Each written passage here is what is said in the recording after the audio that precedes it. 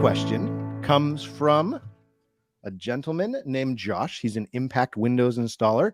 This is his question, Rod. He says, I'm frustrated that my sales staff isn't keeping communications with leads if they don't immediately close them.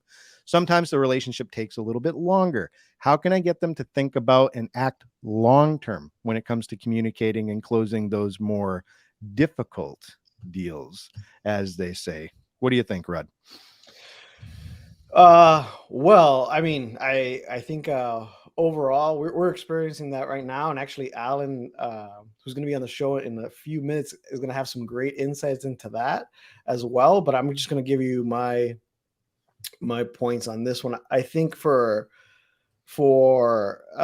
starts off with really understanding the goals, right, for your team, and what are their goals, and working backwards and trying to motivate them based on those goals that they have, right? Because the easy leads to close, or they're going to close, but they're still going to be lacking a certain amount of deals that are going to need to close. And then also focus on training, right? Number two, so set up goals for them and with them, and then also set up training that's going to really prepare them to deal with those difficult leads. That's going to be a super important part of it.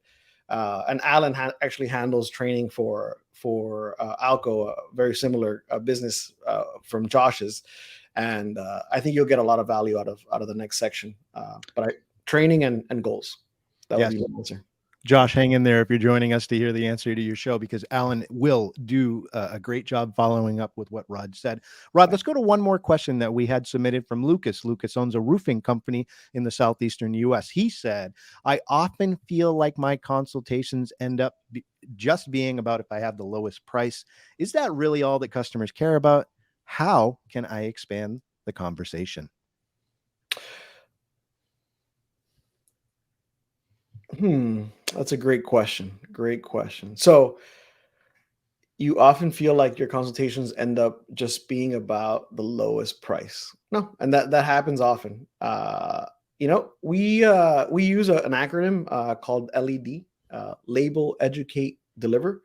So label, use a true but unflattering labels to position your competition as less desirable vendor than your company. So an example, a larger competitor might be headquartered in another state or a country. If your prospect values doing business locally, you can label that big competitor that out-of-state company. If you have a smaller competitor that works in out of their home, it may be labeling them as a home business, right? And then positioning yourself, making sure that you're positioning yourself as a trusted advisor. You make sure that you use and leverage your individual standing already in the community and reviews as well as part of that labeling.